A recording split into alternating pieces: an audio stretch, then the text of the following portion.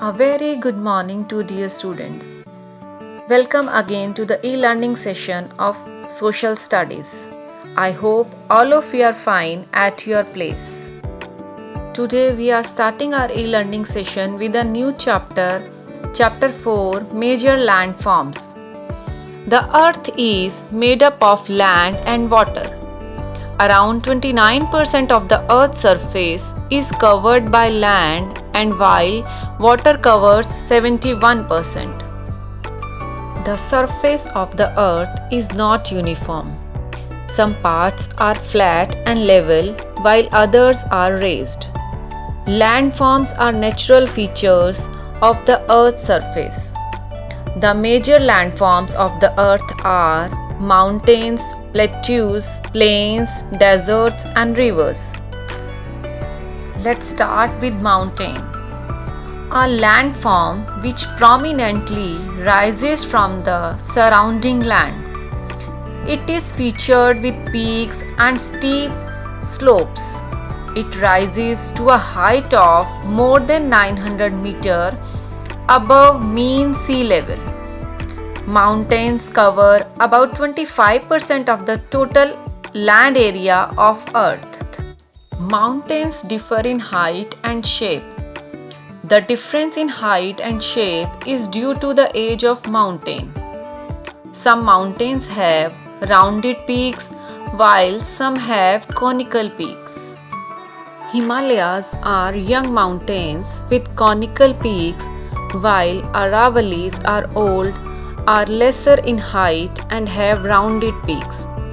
Mount Everest is the highest peak in the world. Mountains have a thin soil cover and steep slopes, so it is difficult to grow crops here. Thinly populated due to unsuitable climate, shortage of flat land, and difficulty in transportation.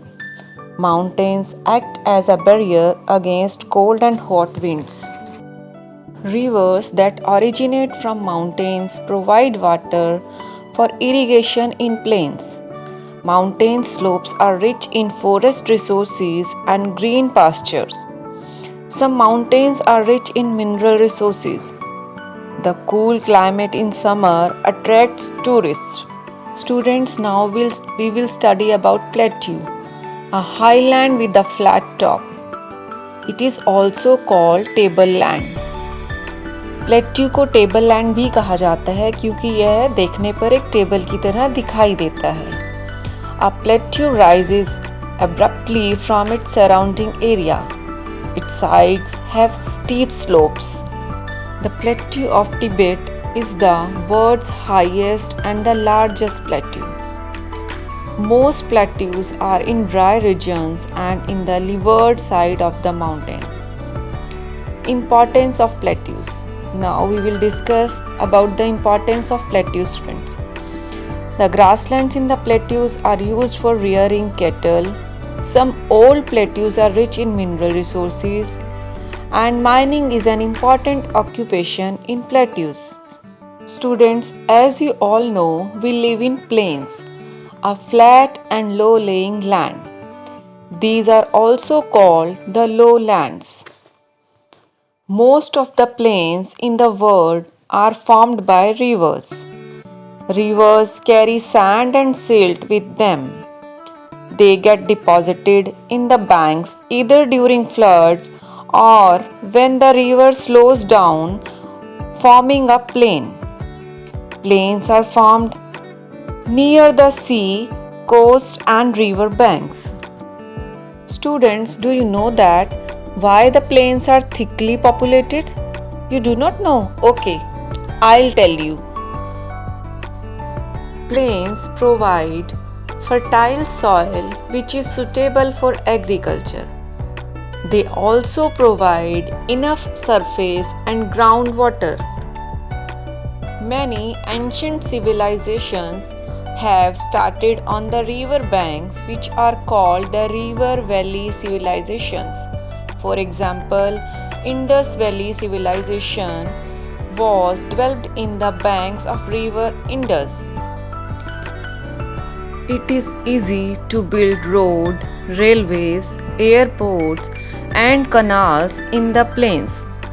There are many industries and factories in plains. Students, let's study about the next landform. It is deserts. These are the regions that receive very little rainfall and are barren.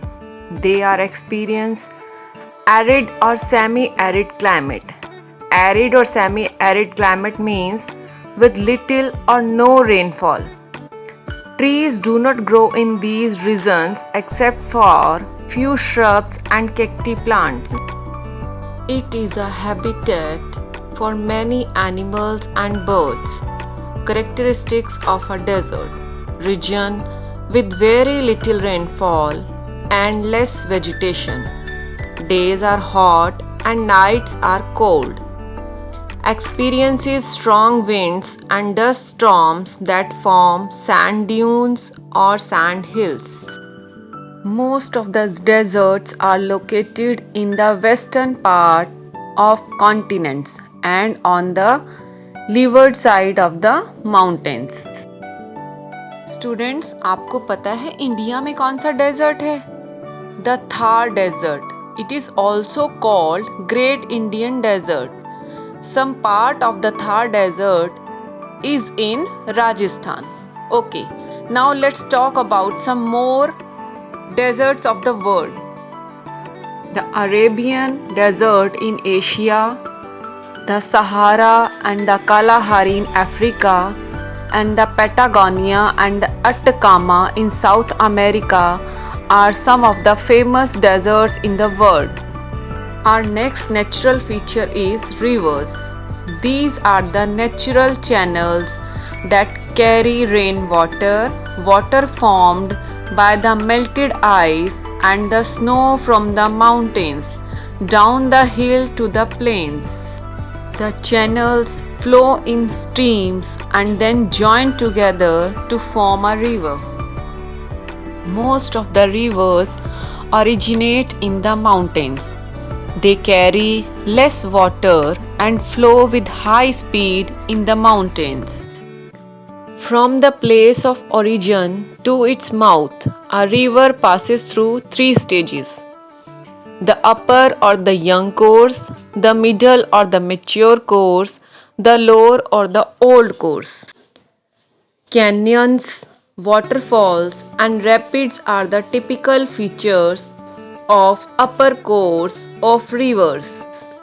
The middle course of a river begins when it enters the plain, leaving the mountains. Water flows with less speed in this stage, and the river developed loops called meanders. Loops या meanders होते हैं नदी में गोल घेरे बनना. River Ganga has a meandering course between Allahabad and Varanasi. The river flows into a bigger water body like a sea in its lower course. The speed of the river becomes very slow in this course and it divides into many channels.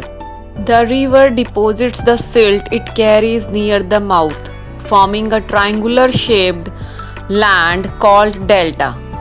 The largest delta in the world is formed by the Ganga and the Brahmaputra rivers before they join the Bay of Bengal, and its name is Sundarban Delta.